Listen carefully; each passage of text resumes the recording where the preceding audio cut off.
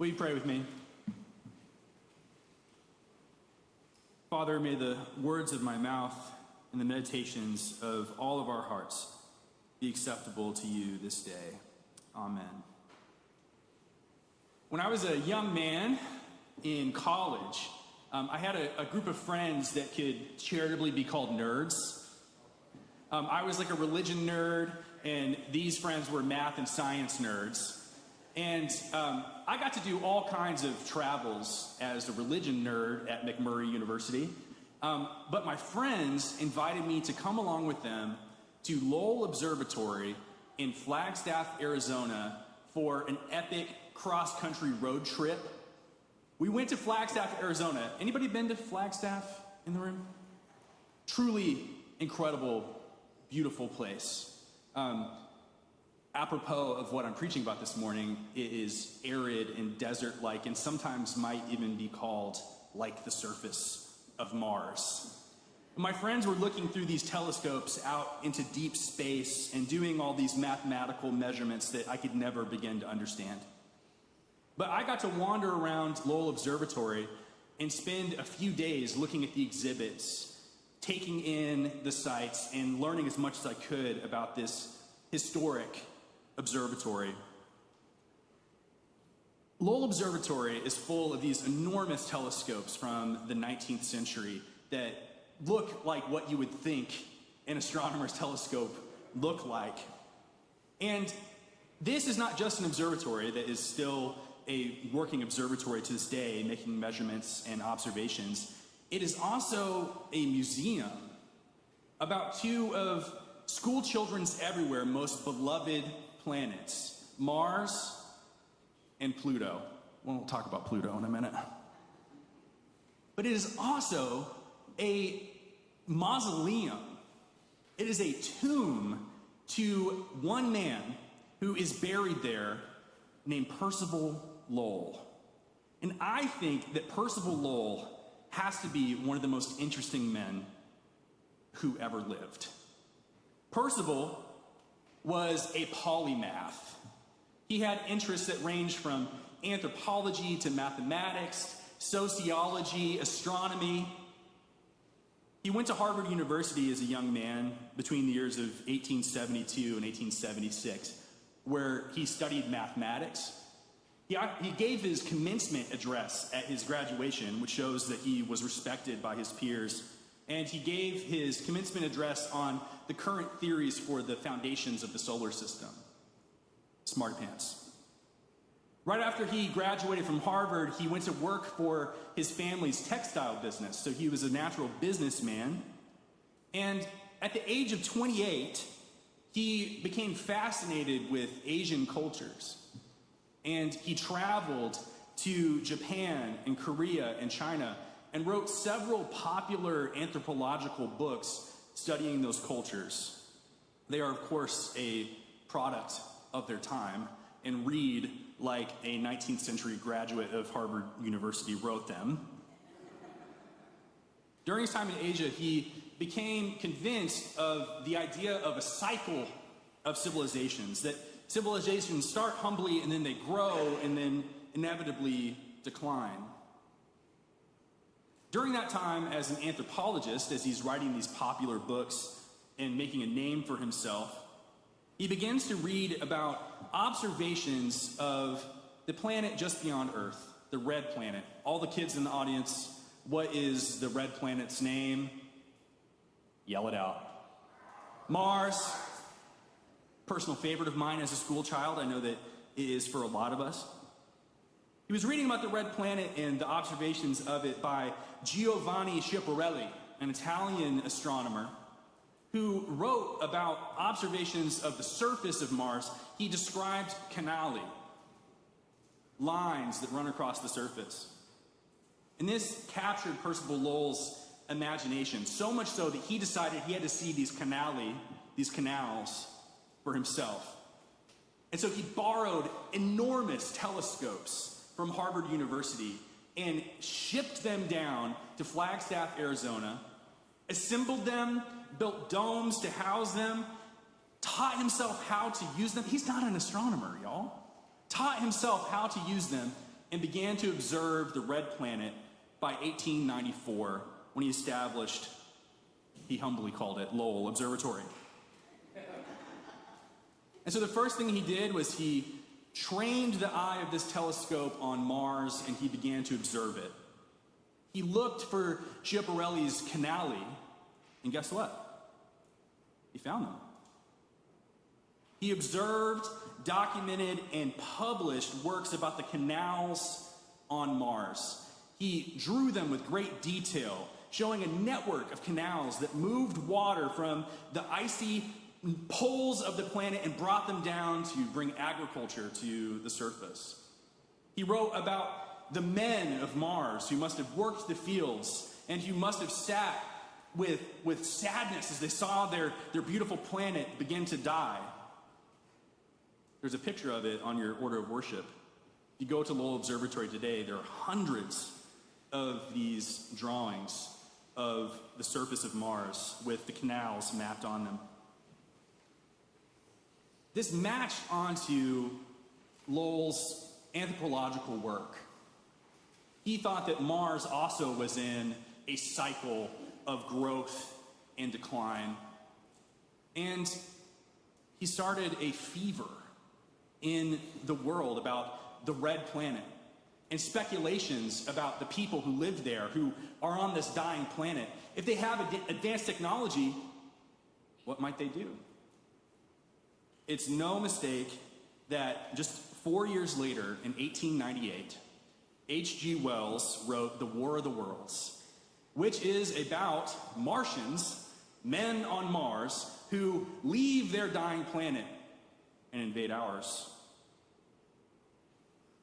There's a problem, however, with Lowell's canals on Mars. They don't exist. Nobody knows what Percival Lowell saw and how he came to be so convinced that there was a network of straight-lined, man-made canals on Mars. Other people began to look, and people are like, hey, does anybody else think that Percival's maybe losing it a little bit?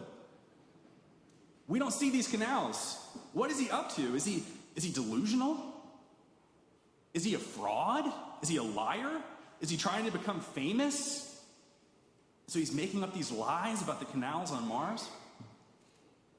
One of my favorite theories that there's a whole exhibit on at Lowell Observatory is telescopes at that time worked by capturing light from distant places. And then they would take that light and it would be projected into your own eyeball. That's how you saw the image. And so some people thought that he stared so long into this light beam that he began to see his own blood vessels of his eyes projected onto the red planet because he drew them the exact same way every time. Maybe he was just seeing the blood vessels in his eyes. That's my favorite theory. We don't know what he saw or why he saw it. But I think this is a perfect example of the way that human beings can become blinded by our own preconceptions. Percival Lowell was convinced that there was canals on Mars because of a paper that he read by an Italian astronomer who wrote about canali. Here's the problem. Canali does not mean canals. It means ridges or grooves. He started with an idea of the truth. He sought it out, and then he worked backwards to find evidence for that truth. There's a word for this. It's called confirmation bias. Confirmation bias is the tendency to favor, seek out, or interpret information in ways that support existing expectations while ignoring contradictory evidence. You start with your conception of the truth, and then you find evidence to support it. You don't seek out evidence and then arrive at the truth. It's backwards. Confirmation bias is part of being human. And just like anything that is part of being human, things that are true to us today and our personalities are also true in the past. And there's a beautiful example of confirmation bias in the New Testament. Jesus is with his disciples, and he asks them, he says, "Who do people say that the Son of Man is?" And the disciples respond, "Well, some people say it's John the Baptist. Some people say it's Elijah. Some people say it's Jeremiah or one of the other prophets." Then Jesus says, yeah. "Who do you say that I am?" And Simon, one of Jesus' disciples, we can charitably say that Simon in the New Testament is not portrayed as being very smart. He is constantly putting his foot in his mouth. But Simon has this shining moment, this beautiful moment of insight. He says, "You are the Messiah, the Son of the living God." And Jesus, you can almost hear the surprise in his voice. It jumps off the page. He's like, "Simon? Blessed are you, Simon, son of Jonah, for you have spoken truly." And he does such a good job that he gives him a promotion on the spot. He says, your name's not Simon anymore. Your name is Peter, which means the rock in Greek. He says, "I'm going to give you the keys to the kingdom of heaven. You're going to be the foundation that I build my church on. And the gates of hell will not prevail against it." You can imagine Simon strutting around a little bit. The boss told him he did a good job. But his shining moment doesn't last long. Just a few lines later, Jesus is talking to his disciples, and he's explaining that the Messiah must go to Jerusalem and be arrested and crucified and die, and then be raised again on the third day. Peter's not having that. He pulls Jesus aside, and he's like, "Jesus, come here. Jesus, baby, listen up. We got to have a powwow here. You got to cut out all that crucifixion stuff, okay? It's not good for the brand, all right? You attract more flies with honey than vinegar, Jesus. Just cut out all that crucifixion stuff. I'm with you on everything else. Just, consider a rebrand." He rebukes Jesus.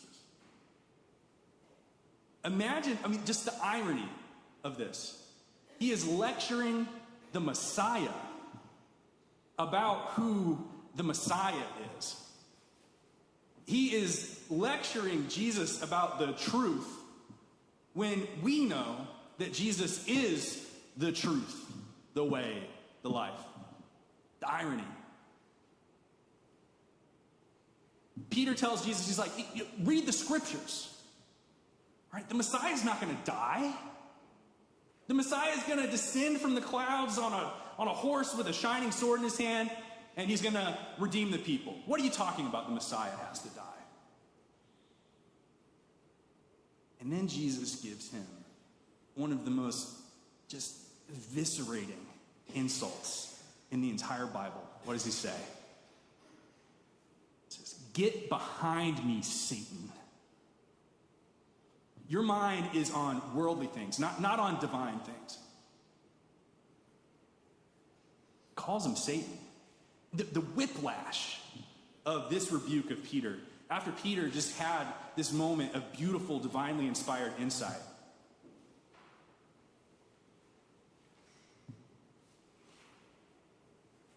Peter started with an expectation about who the Messiah was, about who the Son of Man was going to be.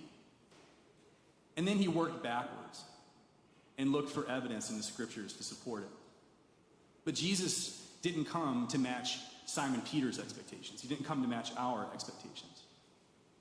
The upside down logic of the kingdom of God doesn't match the way that we would write the story. Back to our bumbling astronomer in Flagstaff, Arizona. Percival Lowell gains worldwide attention. I already mentioned that the War of the Worlds was an absolute smash hit. And suddenly people were dying to learn more about this red planet that might just send alien invaders. It inspires tons of science fiction from that time. The two most famous being H.G. Wells' War of the Worlds, but also Edgar Rice Burroughs, author of the Tarzan series, writes a famous series called John Carter of Mars, where the canals of Mars feature heavily. So Percival Lowell begins to seek out his next great discovery. The planet Neptune had been discovered by smart people, mathematicians, astronomers, who noticed that the orbit of Uranus didn't follow the line that they expected. The elliptical orbit of Uranus was slightly different than they would expect it to be. And so they predicted that there was a body in space with enough gravitational pull to move Uranus off of its expected path. And they looked for this planet and they found it, and that planet was Neptune. But as people began to observe Neptune, they realized, hey, you know what? This planet, also, just like Uranus, doesn't match the orbit that we would expect. So there must be another large gravitational object out in our solar system, out in the icy depths of space that is pulling on Neptune. And so Percival Lowell said, I'm going to find it. I found the canals on Mars, and I'm going to find this too. And he gave an excellent piece of branding. He called it Planet X. You can laugh at that. That's funny. Percival Lowell began looking for Planet X in 1905. He directed all of his attention at it. The same obsessive attention that he put on the red planet, he went to searching for Planet X. But he died in 1916 before it could be found. But his inspiring work ethic inspired all of the astronomers around him, and the remaining astronomers at Lowell Observatory took up his work. They began to measure the celestial bodies to look for things that were out of place. And in 1930, they found what? Pluto. They said this must be an enormous planet to have the pull that it has on the outer planets. It must be huge. They published Planet X found all over the world. It was another shining achievement of Lowell Observatory. And school children everywhere began to learn about the ninth planet. And it may have just edged out Mars from being my favorite as a child. Who here learned that Pluto is our ninth planet in school? Raise your hand. Basically everybody. Anybody over the age of 15 probably learned that Pluto was our ninth planet. But there's a problem. As our techniques for measuring the mass of planets got more accurate, we realized that Pluto wasn't that big. In fact, Pluto is teeny tiny, smaller than our own moon.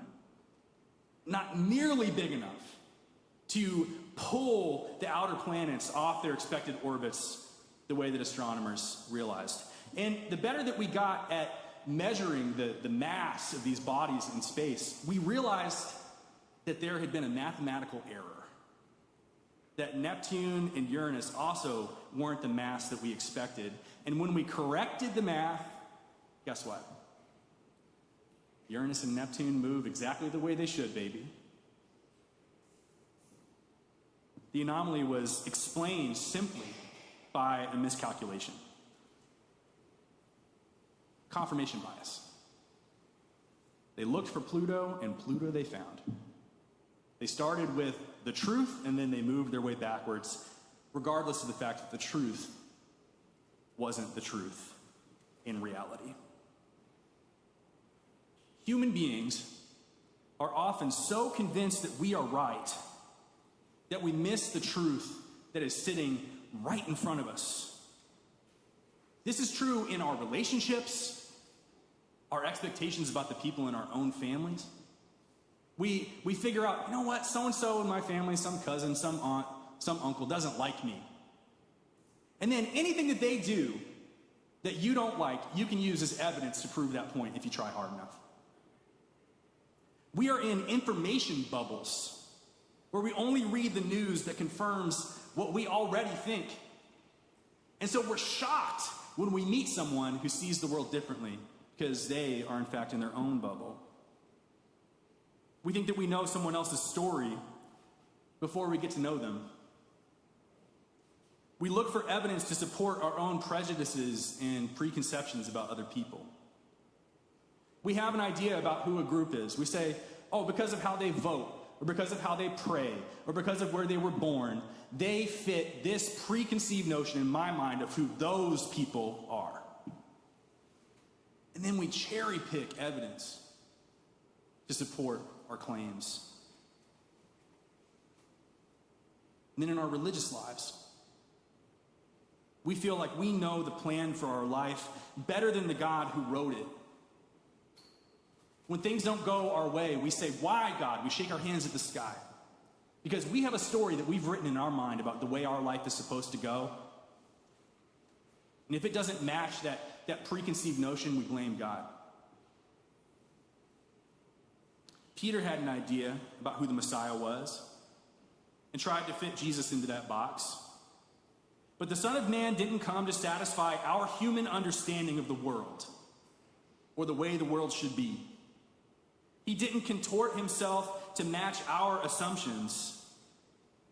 It was greater than our expectations. Peter was wrong, but he had a chance to redeem himself. He did, in fact, become the foundation that the church was built on. He became the rock. He was wrong, but Jesus didn't give up on him. When you inevitably arrive at the understanding that you have misread the world, that one of your preconceived notions was not in fact true, take comfort. Because Jesus uses imperfect people to build the church. Percival for all of his bumblings, inspired countless people to look to the stars for answers. Modern astronomy is very much built on his principles that he laid out in Flagstaff, Arizona. Choosing the best places in high elevations with low light pollution to put telescopes. That came from Percival Lowell. He inspired science fiction. He inspired things that led to actual scientific innovations. You know what was in H.G. Wells, written in 1898? The first idea of lasers. The idea of ships that could traverse the vastness and emptiness of space. All those things came true. We can be amazed by the ways that God can change our minds. Hold on to your beliefs, but loosely. Seek out opinions that differ from your own. Ask what assumptions you have about other people, in the relationships that you have in our own country, and search for the truth. Don't start with the truth in your mind and work backwards and find evidence to support it. Seek out people who disagree with you. Have relationships with them. Seek out people who don't match your worldview. People who you don't like. Try to understand them. See what makes them tick. Start with the evidence. And then come to your conclusions about who they are. And when you are inevitably wrong, listen to the corrections of others, like Peter listened to the correction of Jesus. Humbly reassess your assumptions regularly. Ask yourself what biases stand between your preconceived notions of the truth and the truth itself. That's the example of Peter, and that's the example we should follow. Amen.